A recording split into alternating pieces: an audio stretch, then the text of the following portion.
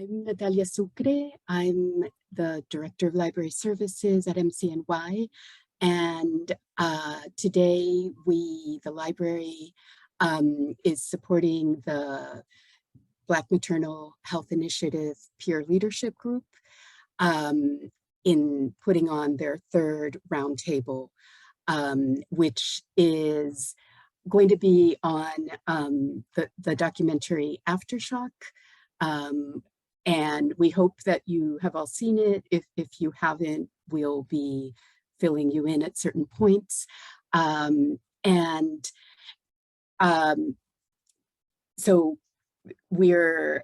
going to hand it over to Cabrina, who's going to explain how we're going to work this roundtable. Thank you, Natalia. Good evening, everyone. I'm Cabrina Stevens, and I'm a peer leader, a part of the Black Maternal Health Initiative group. And tonight we were having a special guest with us, Dr. Keisha Good. She's hold on now. She's a psychology doctor, and she specializes in studying Black midwives and doulas and stuff like that. But unfortunately, she couldn't make it tonight, so she's here in spirit with us. But other than that, we'll be discussing the issues that's going on, and yeah. Thank you, Cabrina. And we're a small group, so we hope this is just going to be a discussion of the film, of responses, of different ideas that the peer leaders had about it. So I think it'll be easy enough. You just raise your hand, whichever way you want, physically or digitally, and Cabrina will call on you. So, and we're going to start, my colleague Tina Callender is going to give an overview of the film. Good evening. Yes, I'm Tina Callender. I'm one of the librarians at MCNY. So Aftershock is a documentary that was produced, directed by Tracy Lee. It tells the story of the preventable death. They were preventable deaths due to childbirth complications. The two families that that are highlighted in the documentary, along with activists, birth workers, and physicians, came together to talk about, in various moments within the documentary, to talk about one of the most pressing crises of our time, which is the United States maternal health crisis, specifically how it's affecting Black and Brown communities. Okay. And now we'll hear from, who's next up? Naomi. Naomi,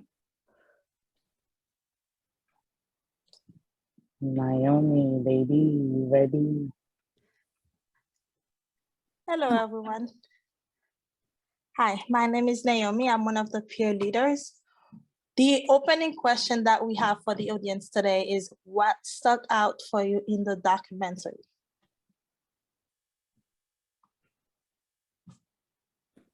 well, based on those who watched it. So Cabrina, you're up next with that, yes? I think Shane had Okay. Shane Jones had a response. Okay. Cabrina will go first. Cabrina will go first. It's okay. So answering the question real quick, based off the documentary, something that stood out to me the most was how the male partner did like their investigations to see what had really happened and what went wrong. So I think like the actions Amari took, like not just letting it slide or getting, like he went back to see what was the reason why. So I think that stood out to me the most. And another piece was the birthing center that was in Oklahoma that the couple went to, and they drove 4 hours away just to have their child there. But yes, I'm gonna pass it off to Shane, baby. Thank you, Sabrina. To piggyback off what you said, that was one of the portions I was going to say about it coming from the male perspective. And most of the time when you see documentaries like this, it is the family or it is the other worker, other feminine workers who are who are there and present. So it's very different to hear the male's perspective, knowing that they lost their partner and they are standing up to be an advocate for them, even though they're no longer present, and letting it be known that what happened to them wasn't okay.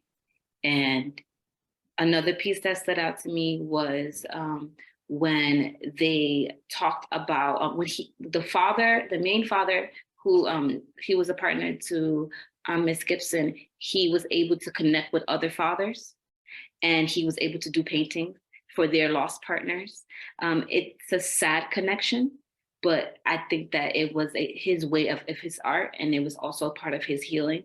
So it was nice that they were able to run through that and show that he made an effort to let these fathers not feel alone, because there's so many people who don't speak up and they go home and they go about their lives. So I liked how he was very connected.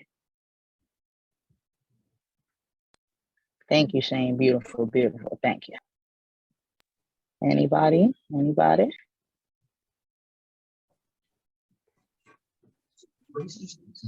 Hi, my name is Paige. I'm a peer leader also. But what kind of stood out for me, just like piggyback off of Sabrina and Shane Jones, is the men when they had the support group.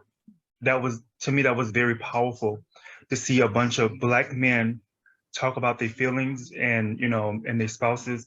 That was, to me, was like very inspirational and powerful. Because you don't see that in our community a lot, that Black men come together and talk about their feelings, and that was like really stood out for me.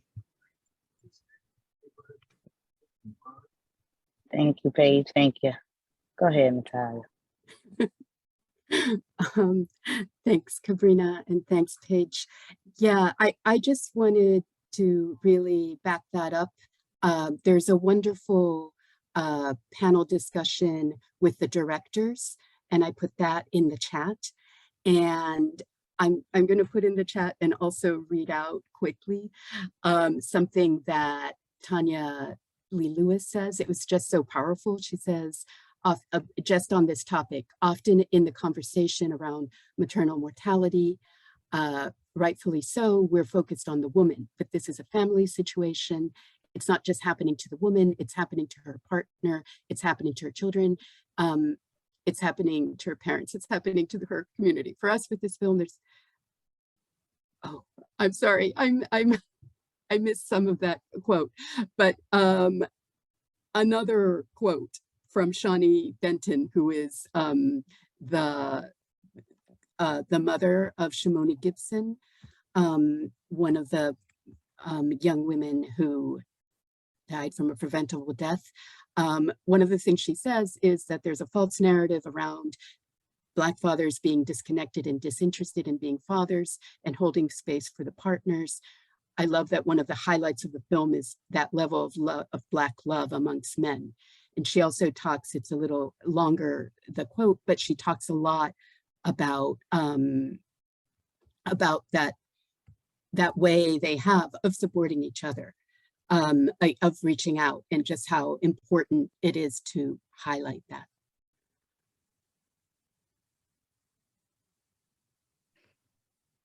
You're muted. Thank you. Thank you, Natalia. Thank you. I would like to add something from our fellow peer leader, Lorna. I'm gonna just read out her response to that as well, since we on that. Whoa, hold on, I'm trying to. Okay, so her response to that would be, the film shows how dedicated the fathers are to parenting and to raising awareness for other potential couples, reaching out to the community. Society society tends to neglect the father, and in this film we see how important the father is. Usually we think of moms as multitaskers, but here the fathers are shown parenting, doing their own taking care of the community all at the same time. That was her response. I just wanted to throw that in so y'all can get the tip. But yes, anybody else? Or we can move on. All righty then, moving on. Lorna also had brought up the topic of medical malpractice. Anybody wanna share their thoughts and tips about that when we hear medical malpractice when dealing with the birthing, you know?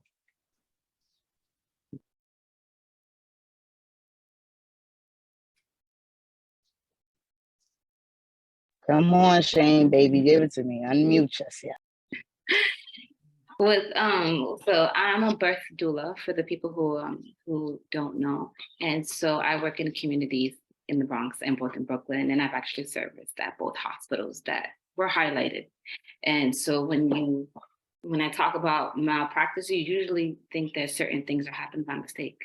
And sometimes what it's shown in the film that a lot of things are often orchestrated or they're ignored.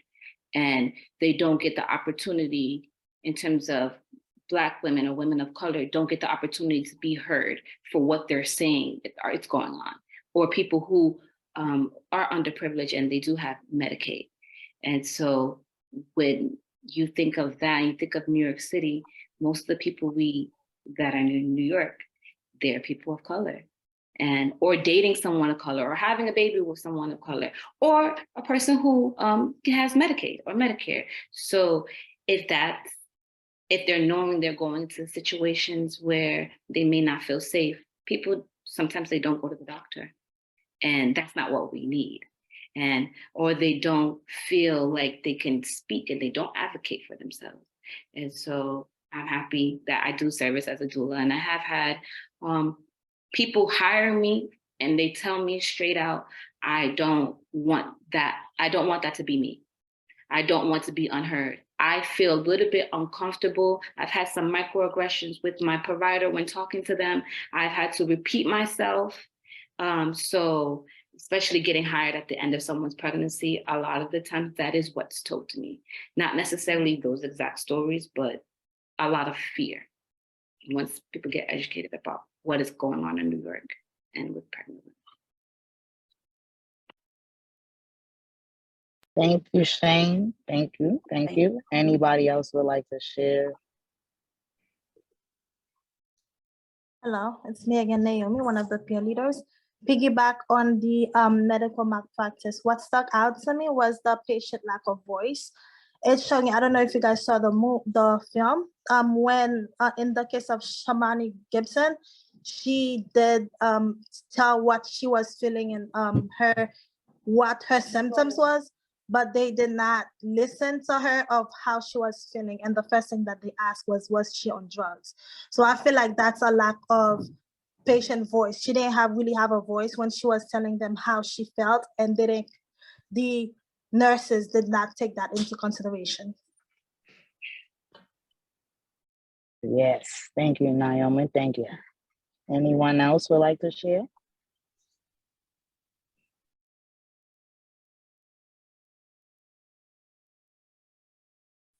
I'm just gonna unmute myself because I raised my hand, but I'm not sure if you can see it.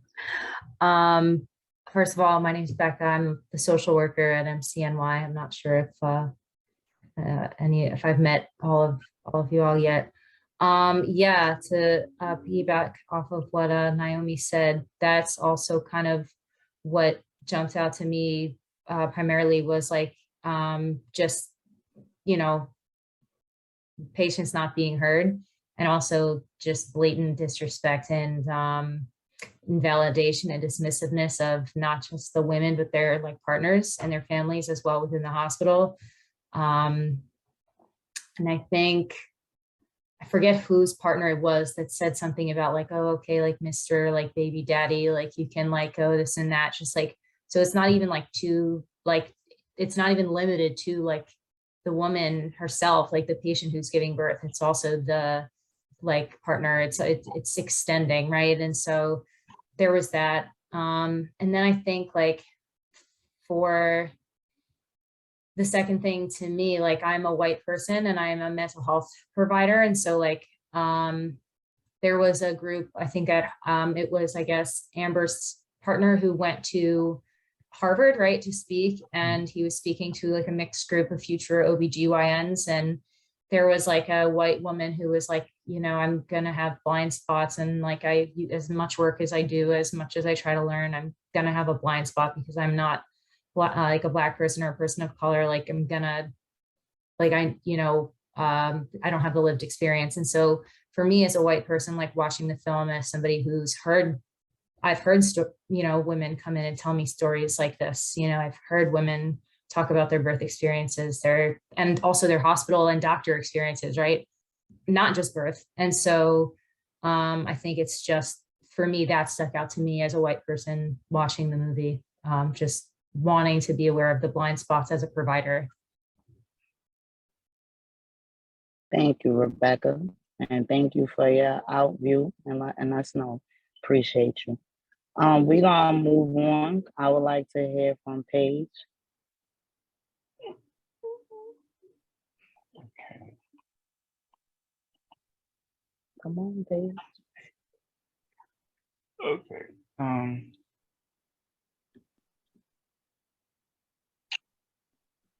Okay. One of the questions was brought up. Was, does it take a village to protect a birth? And raising a family?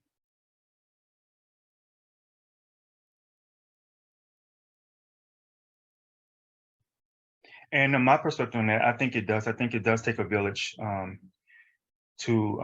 I'm from the South, and we always had aunties and uncles and cousins, that was like babysitters in the family.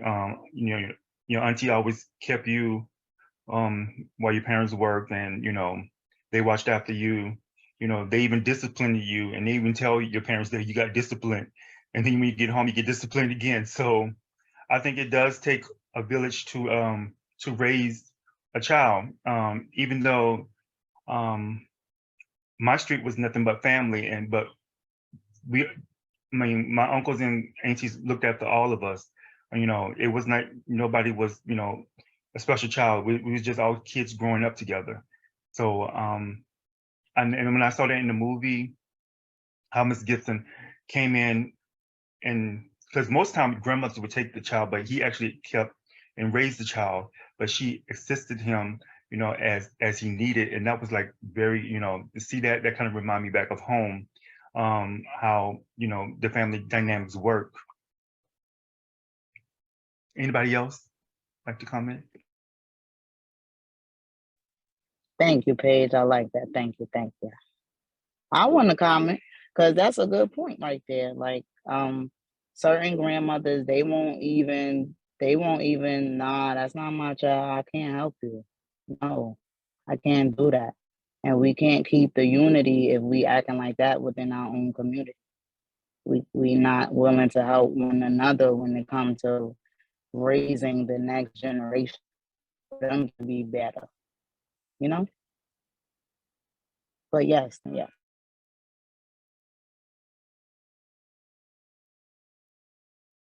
All right, then. So we moving on. Hold on, y'all. I gotta look.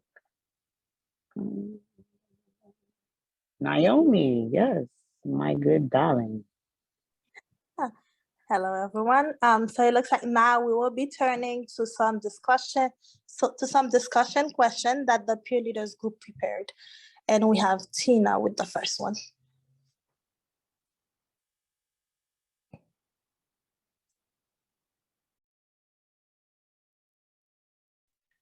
Thank you, Naomi.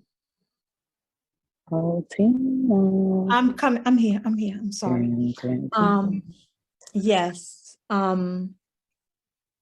So the reason why we have the peer leaders, we have this whole initiative, came out of a group discussion that we were having. And some of our audience members were open and willing to discuss situations that were happening to them in terms of their experiences with the medical community. Not so much those who had experience or knew of people who have lost their family members during childbirth, etc. And so with that being said, one of the things that we had thought about was, did you know anyone who had experienced that kind of loss? And so we've had those kinds of discussions ongoing. And so our next set of questions is really speaking to having that safe space and being able to discuss and share and feel heard and also supported in any situation that you've had with the medical community. So with that being said, Cabrina's first, one of the questions that came up was, have you felt unseen or unheard in your own personal experiences, those microaggressions, etc.? If anyone feels comfortable enough to share. Yes, Ms. Shane. I can speak from my perspective. I definitely have felt unseen and unheard in the doctor's offices, had to change doctors just because I feel like, you know what, let me find somebody who specializes in Black care. Sorry for the noise in the background. It specializes in Black care, or or even felt, you know what, I don't feel as comfortable, so let me find a space where I can speak to a female doctor, depending on whatever it is, just for own personal reasons. And sometimes I feel like I've been in the doctor's offices and they look at my age and they're like, let's talk about getting ready to have children. And I'm like, wait, but I didn't come in here for that. Like, hey, like, or you know, you putting forefront at what you want to get done or task, because they are given a certain amount of time that they spend with you, regardless of whatever you go into the doctor's office for. They generally give you a certain amount of time. But there has been times where I've gone in and I'm like, okay, so I just answered that question with that person, and you should be coming in and looking at my documentation. So certain questions should already be answered because it makes the process faster. So I have had times where I felt like, okay, so this isn't the place for me. I'm not gonna flourish here. I don't feel like I wanna meet with you on a yearly basis. Or I've had an instance where I'm talking to a doctor about pain and they're not understanding what I mean in terms of my pain, and having to advocate for myself and having to get a second opinion and be proven in my second opinion that what I was saying wasn't bizarre. It is, and given proof. And even though the situation went the way it went, it did make me feel better that I learned to advocate for myself. But why did you have to go through that? Exactly. You know, That's the exact thing. Mm-hmm. But I think culturally, I had the opportunity to go to the doctors with my grandmother because I felt like when I was younger, I felt like, you know what? She's going to a lot of doctor's appointments. She shouldn't be alone. And then going to the doctor's offices and just seeing how, hey, we had a 10 o'clock appointment. It's 12:45. What's going on? She's coming in for a scheduled appointment. And or having to continue ask questions that I see that she's not asking. And the doctor have the answer. And that, well, why wasn't that given to her as an option? Why the more invasive? Why is this let it be a medical thing? Or why did we have to, usually when you have an emergency with a doctor's office, if you had certain things happen and you have signs, you go to the doctor's office, they know all these things are going on. So it's like, there are side effects to medication. There are side effects to making changes in your life. Why is that not told to me until there's an emergency?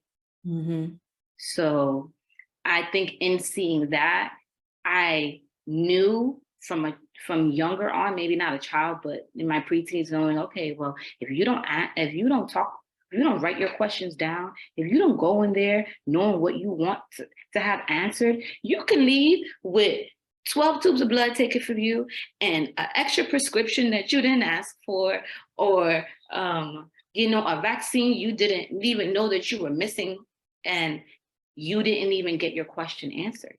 Mm-hmm. So it might have been like a foreshadowing to why I am a doula, but I've had my own experiences and I see how uncomfortable it is.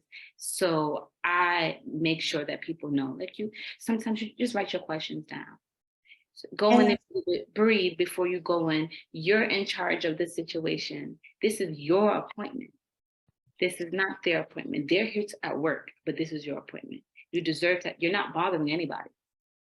And I think we're also, I'm trying to find the word, but I think that we're also programmed to believe that they know what they're doing. Yes. So therefore, you go in, you tell them what's going on with you without feeling intimidated. And then you leave and I'm just as a general thing, and then you leave and your questions are not answered, but now your self-esteem is in the toilet because you feel like you've been talked down to, and you're made to feel that you're inadequate, you don't know what's going on with yourself. So you don't go back. Yep, you don't go back. If people of color, we all know there's someone older who doesn't go to the doctor. But like, I'm not going to the doctor because I'm not gonna come back home, or whatever pretense they have, or I'll take this route, or I'll just put some Vicks on it, or whatever. And then it's a language barrier. Or it's like, hey, my niece can't come with me, or somebody who, like you said, a language barrier. Somebody's not there who speaks the language and they don't understand that you are entitled to have someone there as a translator. And so you don't understand that. So it's like, okay, I'm not gonna go until I can orchestrate my life around this appointment, around this person. Or it's not bothering me today, but I made the appointment 2 weeks ago. Okay, and then you're not. So the doctors, people in the birth world, we understand that people have like white coats and people put them on a pedestal, and they have to go to school. They have to be educated. So they must know more than me. But not necessarily there's some doctors are not experts in certain fields. You are the only person in your body. So if you feel something, or you're entitled to speak on that and to say that. But a lot of people don't have good experiences with doctors, or just high authority in general. Haven't always been encouraged. We're not always encouraged to question people who are our elders, or people who do that for a living. It's a hierarchy, but we have to understand that everybody's a person, and some people have their own biases, regardless if they know they're living in it or not. So you're entitled to ask a question. You're entitled to change your doctor. You're entitled to get a second opinion. But I do know that with insurance, it does give people barriers, and different types of insurance will give you a harder time than others. You might have to go to your personal doctor just to get approved to be seen by a specialist. And if your doctor has, you miss one appointment, you might now. It's very different, because before you can make an appointment, sometimes you could do walk-ins. Now it's like you miss your appointment, you might be 4 months out before you get another appointment. That's very real. That is very, very real. So I understand. I completely understand. Go ahead, Paige. I just want to piggyback off what Ms. Jones was talking about, because my personal experience, I'm LGBTQ plus community, so I can understand when Becca was talking about, the white woman who didn't understand. And when I went to white doctors, it was kind of like hard, because I couldn't explain. It was kind of hard to explain to them, for them to understand me as a person.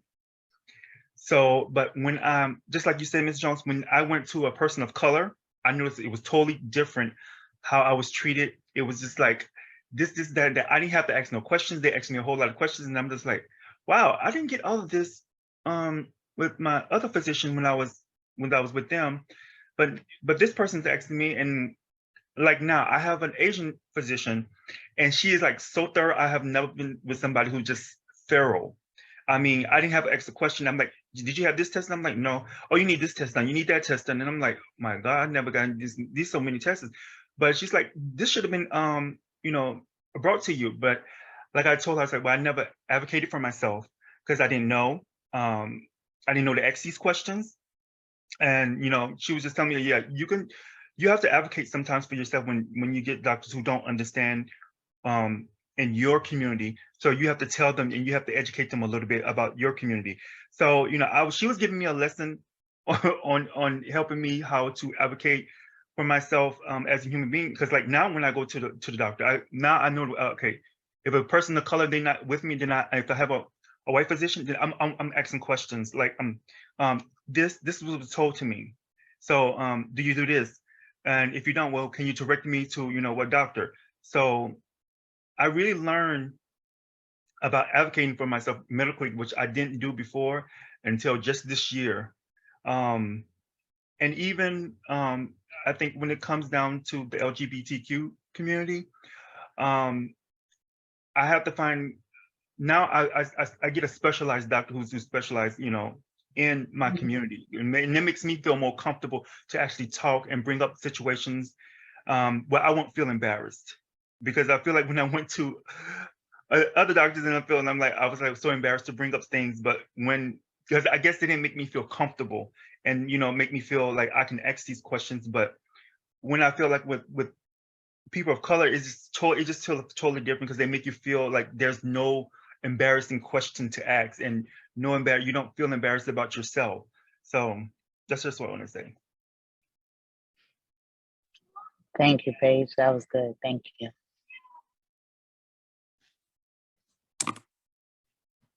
So I don't want this this might sound a certain way, but I'm just gonna say it because I don't see male doctors for the most part. Like I just won't do it. I don't see male doctors at all. And I just don't, especially like white male doctors, I just don't do it. I think for me, it's, I have a chronic illness.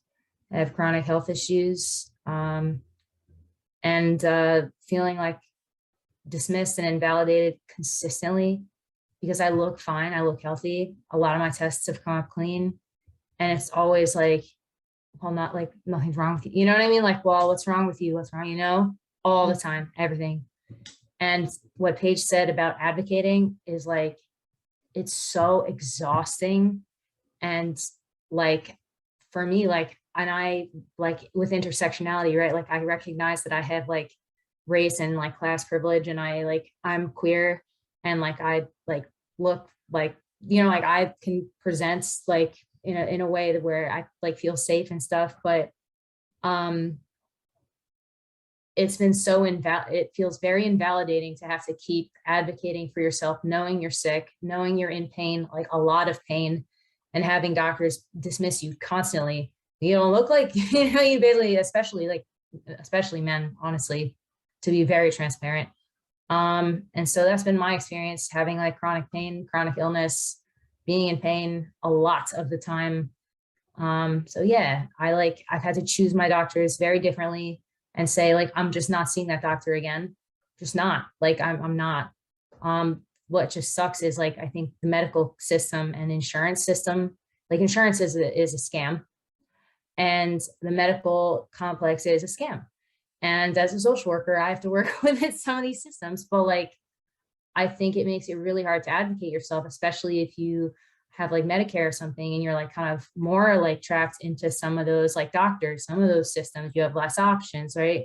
And so that just like keeps certain groups and certain like people and like into like some certain doctors and certain systems. And it's super frustrating to also feel like, okay, your insurance pins you into certain doctors, pins you into feeling more invalidated, then you have to advocate for yourself. And like, yeah, so there's only so many times you can have like an X-ray or MRI denied, or a test denied and you're on the phone with your insurance company, then you're like, why isn't my doctor supposed to be doing this? Like, why am I doing this shit? So yeah, I don't know if anyone else can like resonate with just the constant having to be like, why am I advocating? Why is nobody else doing this shit for me? This is crazy, like day after day. So yeah. Thank you, Rebecca. Appreciate that. I just want to tap in and piggyback off what you said. Like, yeah, the medical system is the biggest, that's the biggest Scarface of the world. That's the big drug dealer right there. They getting all the bag. Every little last dime of a little America's little people money they get. Because they'll do any type of test. And I'm gonna speak from the inside view of what I see in the hospital and how they be running it up on my people. The littlest procedure, they'll have you come right back to put something else right back in you. And then what is that? Another insurance charge. Now we speaking dollars now. Now we getting paid, and then it's like, now you see the doctor don't care about you per se. The doctor care about how he gonna get that next BMW or Jaguar now. Cause soon as he accept and be like, oh, yeah, you know what? I'll do the procedure again that we just did 2, 4, 5 days ago, whatever. But you're right, just cause of the big medical like business and how it's ran, it's terrible. But thank you. Anybody else would like to share? Yeah, I just want to just pick up just a little bit what Ms. Jones said about because I have Medicaid. I'm not saying right now. That's like my insurance, and it is frustrating. Like when you need something, you have to call them to find out like if you get this procedure done, or what's your alternative. I mean, even when it comes down to medication, they don't want to give you the good stuff. They want to give you the stuff that the non-brand type, and some of that stuff just don't work. I like why can't I get the good stuff like everybody else? I mean, why my health is not important as the next persons who maybe have good insurance? How come is I don't get the same treatment as they get the same treatment? How come my treatment is so different from them? And that, to me, I see that a lot, and I get like frustrated because I feel like I don't feel human. It don't make me feel human at all. It don't even make me feel like a person. It seems like I'm begging the system to help me, and sometimes you won't help me because you can't do this right now. Just like Rebecca said, you have to wait a couple more months before you get this X-ray done. And it's like, well, I need this now, and you can't. I mean, what do? I mean, just like Katrina, it sucks. The system sucks. It just, I don't know if they can fix it. That's an inside job. I don't think they want to fix it. The system is orchestrated and it's a system. So it's made to protect those that, that it's created. They benefit from it. Not made to create most of the population of people we work or we go to school or we're doing something active. There's no reason why, if you contributed to society, that you shouldn't have society contribute to take care of you if you need it. Like, we look at these things and that should be common sense. If you work for a job, if you need to take some time off because you're sick or you need a day off, you should be able to ask. But in most times, most people are afraid to take off or take off consecutive days or they plan their mental health days. You can't plan needing a break. You can't plan being sick. There's certain things that we cannot plan. You shouldn't have to fight for, FMLA time or whatever it may be. And sometimes you go into the doctor's offices and you get those documents, you look at all those papers and you look at that. I don't even wear glasses, but you look at how small everything is. And say, do you want me to read this? No. And what you want me to sign all of this stuff? What does this even mean? You get whole chunks of sentences that you don't even mean, and you have to go in there with an encyclopedia to see, what am I doing? And when am I signing off? And who's paying for this after this? Am I gonna get a bill? Oh, so now I had this, I needed this. I said I was in pain. You called it in enough time, but now I have to pay for it for the next 36 months of my life. That sounds very much like, that sounds like orchestration. Instead of telling me what are my alternatives that I could take, what is it that I can do do preventative actions, especially when you go in and you let the doctors know, this is all of my history, of my family members' history. This is what I've been exposed to. This is the environment that I work in. This is the type of level of stress that I have. Why do I have to tell you that I need a test that I didn't even know for organ I had? Like, what, why, you know? So it's a system. And though it's not, it comes out of not necessarily the best place, I do want to let everybody know, though there are also birth doulas, there are doulas for other things too. And so there are people who are actively doulas, who will go with you to an appointment and sit down with you. And sometimes it can even be a personal friend who just knows what you're going through. And hey, I would rather you be here because I'm kind of nervous. We can't get what we don't ask for. So if you have a population of people, we all have a little village that we have, you may need to ask a friend, you may need to ask your partner, you may need to let somebody know, hey, can you come with me? Can I have a mock interview with you, a mock trial with you about how I want to ask these questions? Hey, especially if it's somebody that you're tapping into about your pain and about what's going on, or your migraines or whatever it is, somebody who you know that's there and they're there for you, because that's what a doula is. There's a support person who's there for you. So if you have appointments, I do this myself. I even though I am a doula and I serve as a protector of women, I do feel like sometimes there are doctors, if I'm going to a doctor for the first time, you could get intimidated. Mm-hmm. You get intimidated. I research my doctors too. I do research my doctors, actively research your doctors, especially if you have Medicaid. Usually like you have to go to that doctor to get like a referral for anything. Make sure that's the doctor you want to go to. And you can change your doctor too. You can go to another appointment. Don't let them not tell you and telling you could do this. You could go to another appointment and say, hey, I'm shopping for a doctor right now. I want to sit down and I want to meet with a primary care physician. And you see whether that's the person that you want to meet with. But I just tell people to come with you to appointments sometimes. It's not childish. It's not childish because we're people of color and they're people of color, and they're people of different populations who look like us, who are going through things and you don't know. You're taking the bus with people, you're taking the train with people. Somebody can have something going on in their body that you don't know. And you're in that same train car with them. You have people around you, you don't know what's going on in their life. People can look healthy and we could be still going through stuff. Mentally, your body can do things, especially when you're ignoring stuff.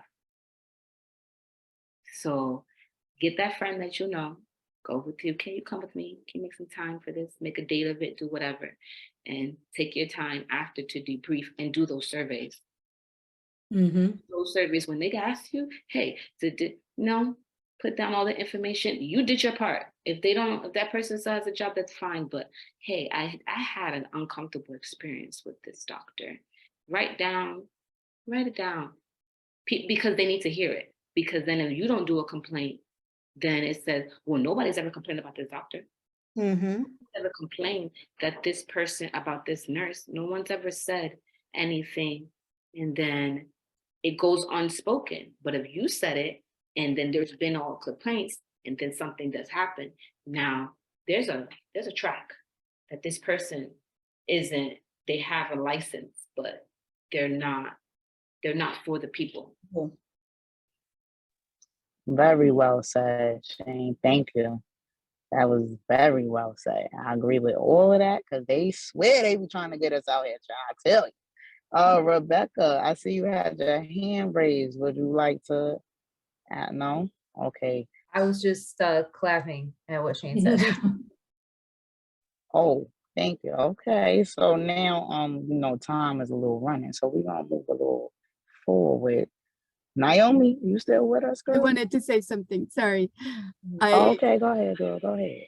I put this. I wonder if you know about this app. I'm assuming you do, Shane. The Earth app. Yes. Yeah. Could you tell us about that a little? Okay, so I know the Earth app is it's an advocacy app. If you were somebody who is pregnant or trying to become pregnant or have any postpartum, it's to connect you to resources.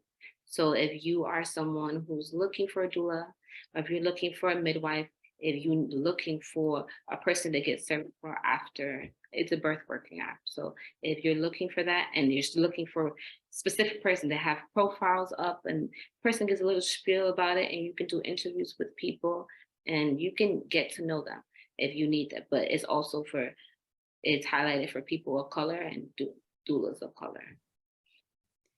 Oh, And you can leave reviews as well, right? Mhm. Yeah, yeah. You can't buy reviews on that, so they're real. oh, that's what's up. Thank you for sharing that information, Natalia, and thank you for sharing your knowledge on that, Shane. I know you on there, girl. We gonna look you up on there.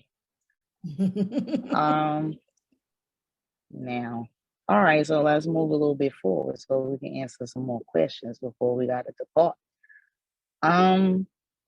Man, where my girl Lorna at? Oh my God. So next we had the next question of how can we support men of color who are impacted by maternal mortality? And I think we kind of answered that a little bit. But yeah, if anybody wanna shed some light on it. Well, in terms of, I know there are male groups, there are dad groups, like there are support groups for moms, there are support groups for dads. So that is, and there's a resource you can just tap into. You can go into, look on Facebook, there's groups, there's support groups. But I think acting like men are human, who have feelings, who experience feelings are not always given the space to be complicated and to be creatures of emotions, besides anger, because that is an emotion and it's something that we know and we allow men to be and to feel, but men are allowed to feel sad. All the men in that film, they lost their partners. They lost their partners when they did everything they could to be protective of them, except have the baby themselves. And I've been there for men who are like, this is different. I don't like this. Or is everything going right? And I have to be there present for them. So holding space for people. I can't say that everybody knows someone who has lost a partner, but I do know that there are times when there's women who have been pregnant or partners who have been pregnant, and then the woman, God forbid, she loses her child. And a lot of focus and attention is given to the woman. But the father also had loss. And a lot of people don't give men that space. And we could start with there, because we don't all know someone who's had that experience. But we do, most people have known somebody or may know somebody who loss affects them in a certain way, and holding space and giving that person time to have emotions. This is November. We know it's Mental Health Month. We need to highlight men are out here feeling lost and hurting themselves, committing suicide. They have the higher rates of suicide. Why are they not being listened to? That means they don't have necessarily a space.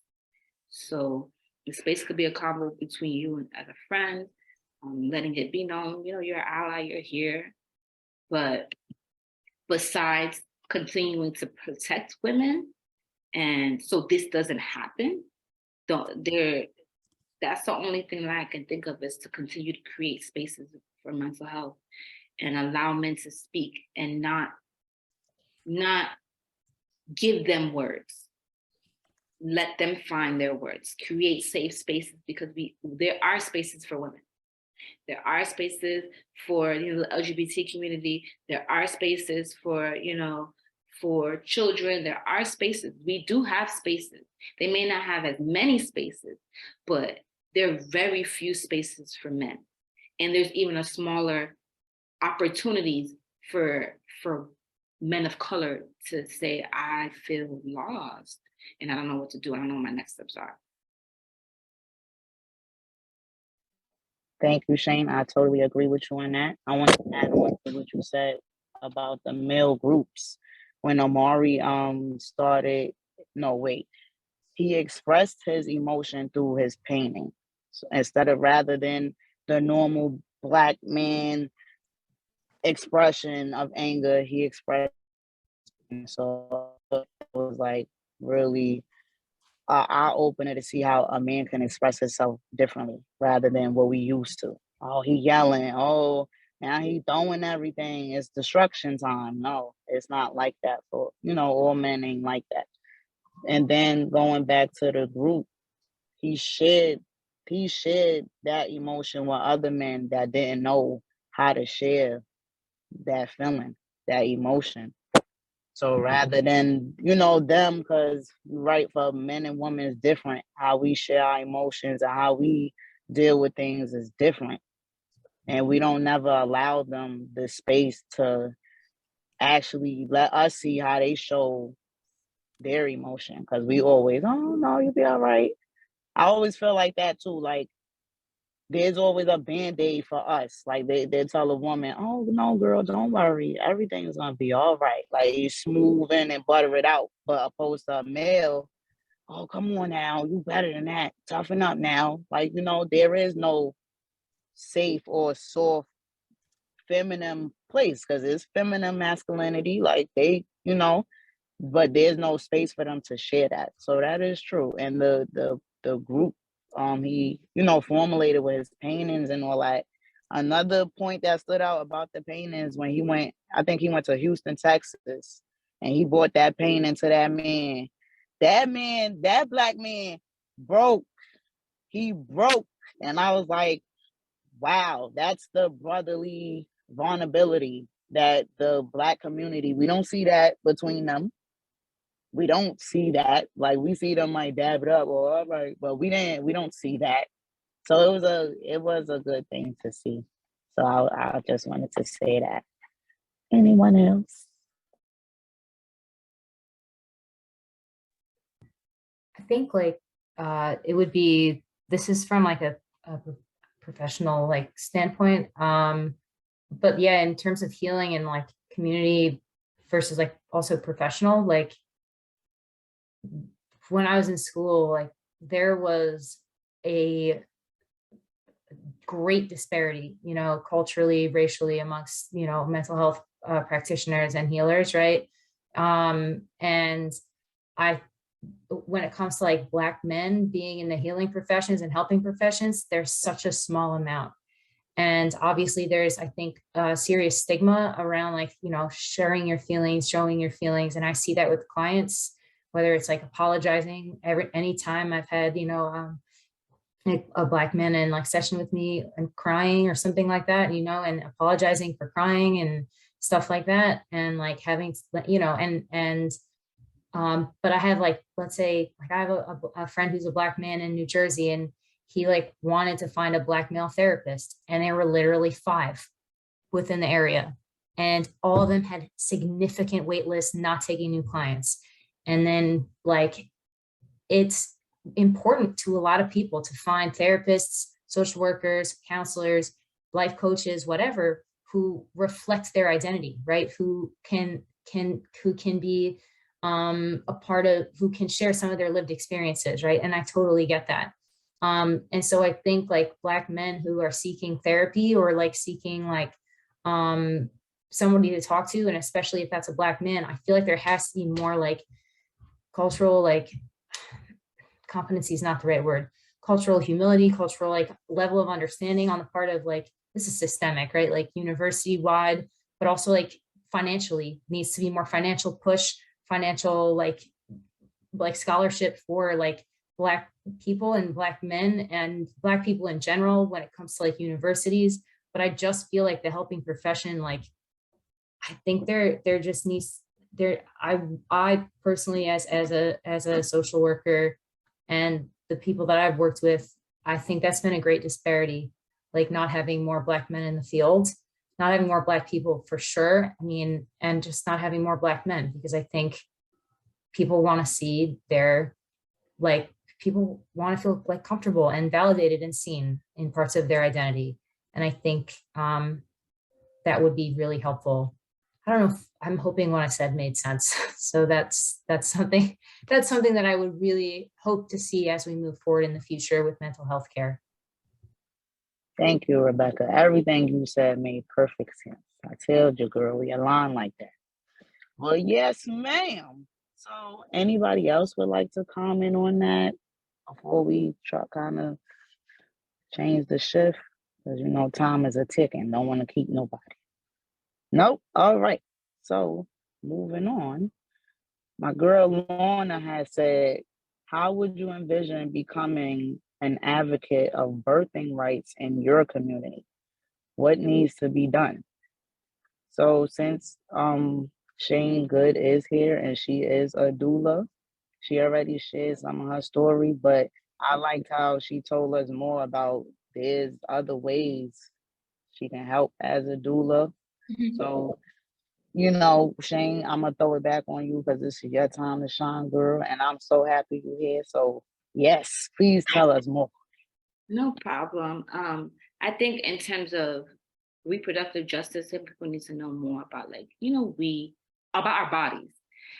We're learning, most people learn about their bodies in college, or like through sex, or like through like little rumors you hear from your friends, and they'd be wrong. Like, we don't have health classes, we don't have conversations. Then children need to have conversations about their bodies.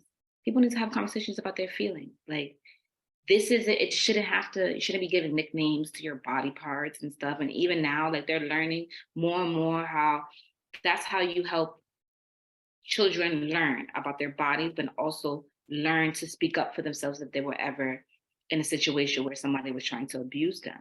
So since we know this, why are there not more conversations and comfortable? People should be comfortable to talk, and that's one. And it shouldn't right now. I mean, we know what the United States is, and they don't think that women have voices. They don't think women have voices. They don't think women have brains.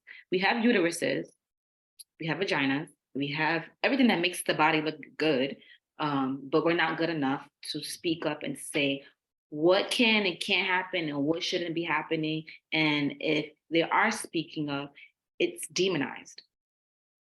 And I don't know, I mean, we can go back and forth about where it came from, but at the end of the day, women, I think that people with vaginas and uteruses should be making laws about people with vaginas and uteruses, and not the other way around. Not that people, it just shouldn't be that way. It shouldn't be that way. And we should be able to give birth wherever we want. We should be able to learn about our bodies. We should be able to walk into whatever type of clinic and not have to scream about what you need. Like, we know that these are human rights. These are human rights. Knowing about what's going on in your body, that should be a human right. You shouldn't have to fight. And I'm gonna tell this, and I'm gonna keep on telling people, you shouldn't have to argue with anybody about what's going or not going to happen about your body. If you are around somebody who's ignorant, whether that's a doctor or a partner, you need to remove yourself from the situation. Because there are people out there who have biases. You cannot help it if you run into one of those people, but you can help it if you continue to let that person touch you. You can help it if you continue to go on knowing that you have a pit in your stomach, just getting ready to meet this doctor. If you've had experiences with this person already. But the only way we can advocate is to have somebody there or to do your research. If you have the means to, you guys are related to the library, so I'm assuming you do, but talk to people. Honestly, if you had a bad experience with the doctor, don't feel afraid to tell a family member, like, or a person, like, don't feel afraid to leave a review. This is what we need.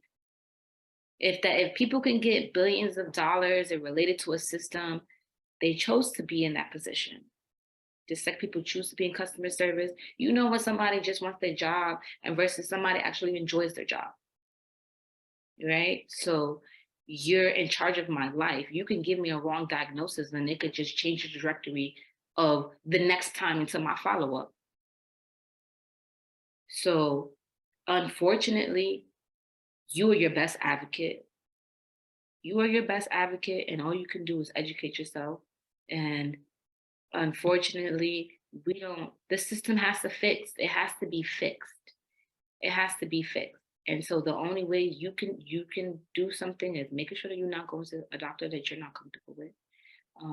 Or, you know, if you have a choice in it, at having a family with someone or having relations with a person that is not honest with you, because that's also where you go into reproductive rights. That's also a conversation. You having conversations with your partner about them getting tested, conversations whether you're using condoms or not using condoms, who's going to be on birth control or not, or we're not doing this.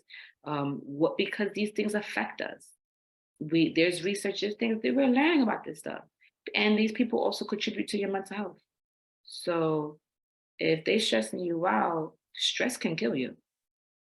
Stress is a silent killer. So you, besides advocating for yourself, making sure that you remove yourself from things that are going to poison you from the inside out. Yes, ma'am. Thank you, Shane. Thank you. Natalia? Thanks, Kabrina. I wanted to circle back to something you said, Shane, about, it's people with vaginas and uteruses who should be making the laws because of this. I'm putting this, I know I'm the chat person today. I should have just explained that from the beginning.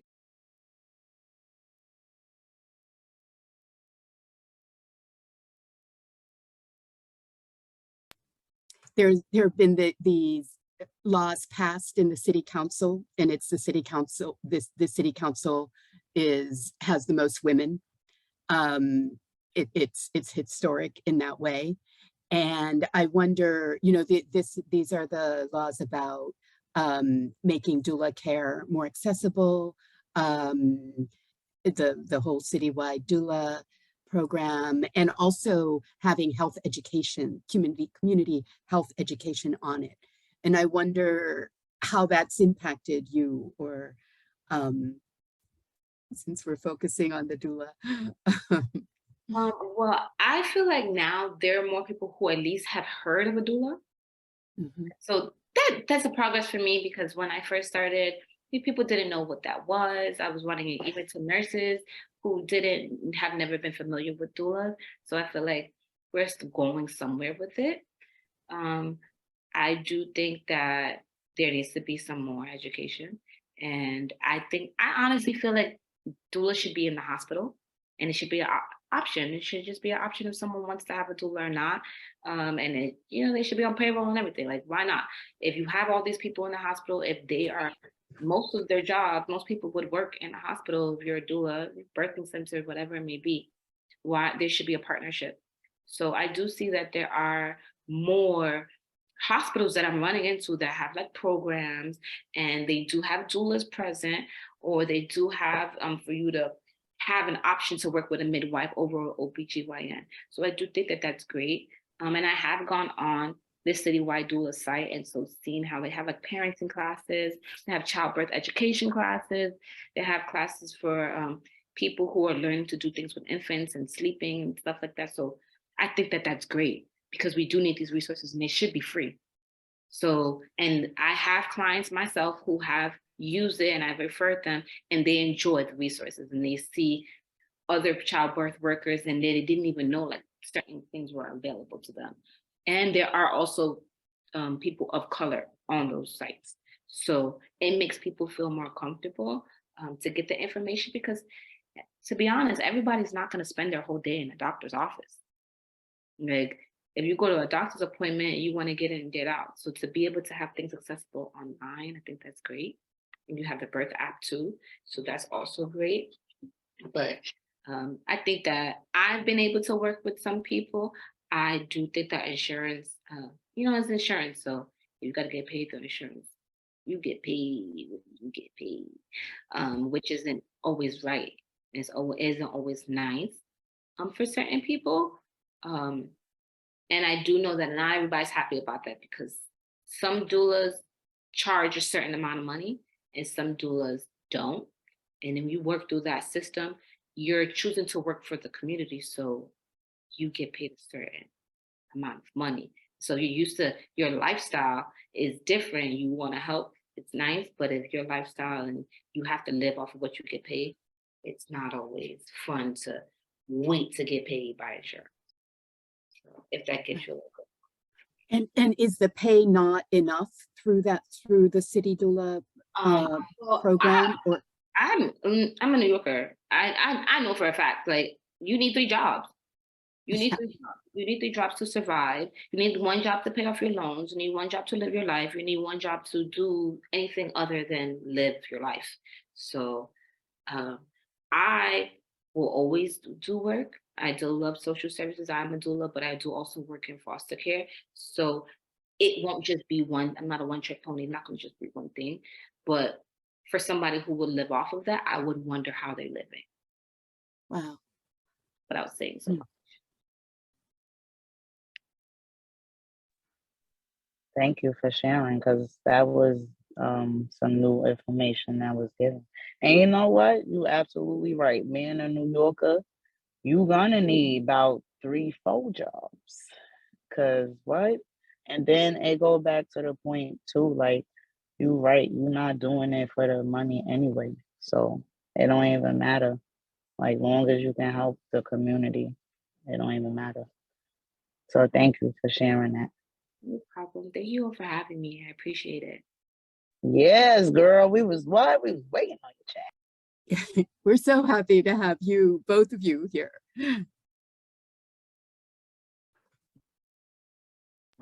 Yes, Rebecca too. Thank you for sharing, because you're an advocate as well, and your mental health studies and just being you. So thank you for sharing as well. And would you like to add anything else on about your advocacy, or you good for today? I'm just, thank you for hosting this. Also, of course, I am the only mental health provider at the college. So if anybody's in need of any sort of services, please feel free to, I'll drop my email in the chat. Feel free to send me an email, whether they want to set up a meeting with me or they're just looking for resources in their own community, where they live, etc. I'm happy to make any sort of referrals, etc. So, and thank you for putting this together. Thank you for sharing. Y'all go see her.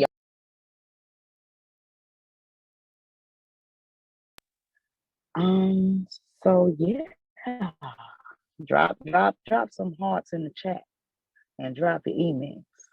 Let's get these connections going. Hold on, I'm trying to keep up. But yes. I would like to add, because I don't want to like throw it off. Like, we did want to come here and talk about the documentary. So I just want to throw in a couple of names and all of that, so we can have our remembrance of our people and why we're doing it. So in honor of Shamani Gibson Benton, she was a 30-year-old young lady that died from pulmonary embolism on October 19th of 2020, which was a preventable death.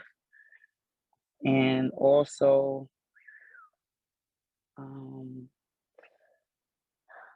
Amber Rose Isaac. She was 26 years old, and she died April 2022 during an emergency C-section, months after months of medical negligence. She her story was, whoo, they was watching her die. All pizza sis, they was watching her die. It's crazy. But shout out to them. I just wanted to throw those names out there, because this is who, they took that L for us, so we got to keep fighting for them.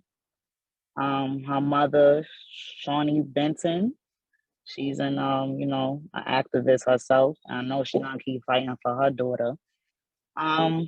Natalia, if you don't mind, can you drop like some of the links to how we got our little outline to Miss Shawnee Benton, Amari, a little setup. But while we on the thing, drop it in the chat from the chat, please. I just want to shout out Amari, the partner of Shamani Gibson. and the father of her 2 children. And you know, he has his art foundation that we was talking about earlier, little group. She gonna drop that in the chat for y'all if y'all want to share that with anybody else. Who else? And then we have Bruce. How you say his last name? Bruce Bruce. That's the partner of Amber Rose Isaac, and they live in the Bronx. So he really trying to start something in the Bronx. And in the documentary, I'm not sure exactly where in the Bronx that's at, but somewhere in the Bronx. We should go check him out, y'all. Get further information. I'm gonna let y'all know. And then a fellow doula, we have Nubia Martin. That was the doula for Amber Rose Isaac and Bruce. That's interesting. Y'all gotta watch. If y'all didn't get a chance to watch it, please watch it. And then we have she's a doula. She is? She's a doula and a midwife in Yonkers, New York. Okay, drop the information in the chat, girl. See, we need that. Who else? Who we up to? Dr. Neil Shaha. Oh, shout out to Dr. Neil Shaha. If y'all didn't see the documentary, y'all gotta see it. He is like a you know, a little foreign Indian man. He one of us though, you know. He actually went out his way to prove the people wrong. Like he went out his own way to prove his medical self. Like we got a shout out to him. Please drop the information in the chat.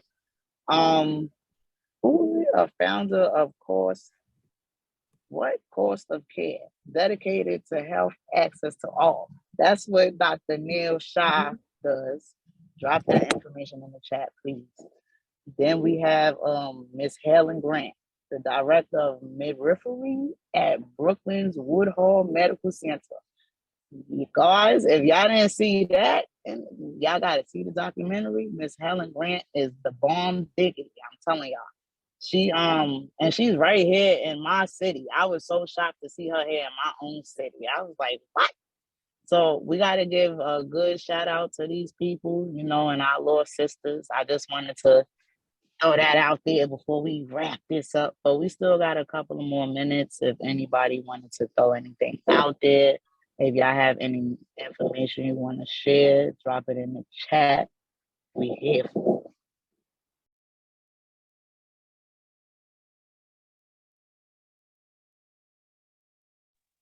Thank you, Shane. Thank you, thank you. We see you, sis. Dropping them gems. Whee. All right, y'all. Well, y'all let me know because we got like 10 minutes. I know I'm kind of hungry.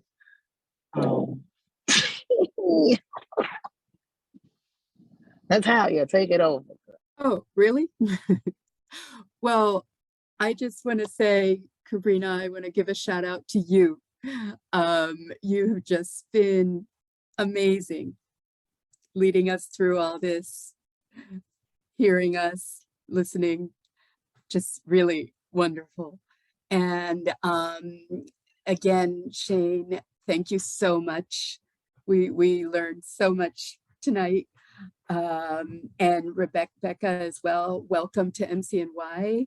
I'm sorry you're the only mental health person here, but I'm glad you're here.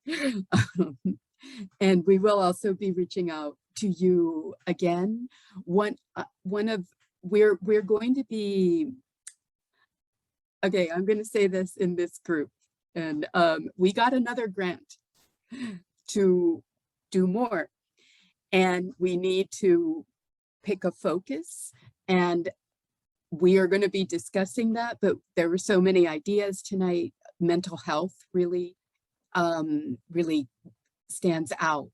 And it was just so great to hear how you shared on that.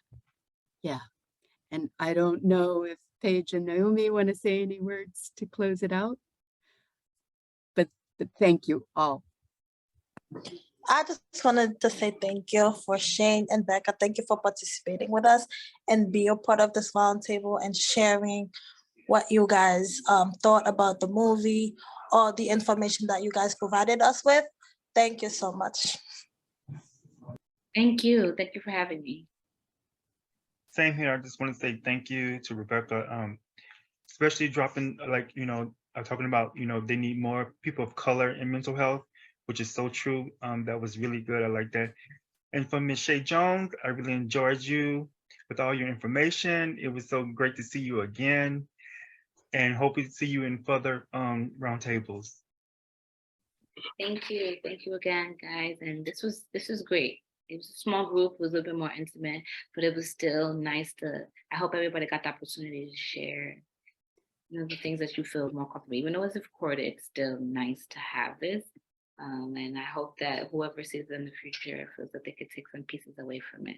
So please feel free, let me know about anything, especially if you do things in mental health in the future that do have some people who might be good and better for you to just to connect with as other social workers in the mental health field. Wonderful. All right. All right. Thank you, everyone. Have a good night. Thank you, everyone. Good And night. please don't forget us. Come visit again for the next roundtable of the Black Maternal Health Initiative Group. Have a good night, y'all. Thank you. Thank you. Good night. Thank you. Good night. Bye. Bye.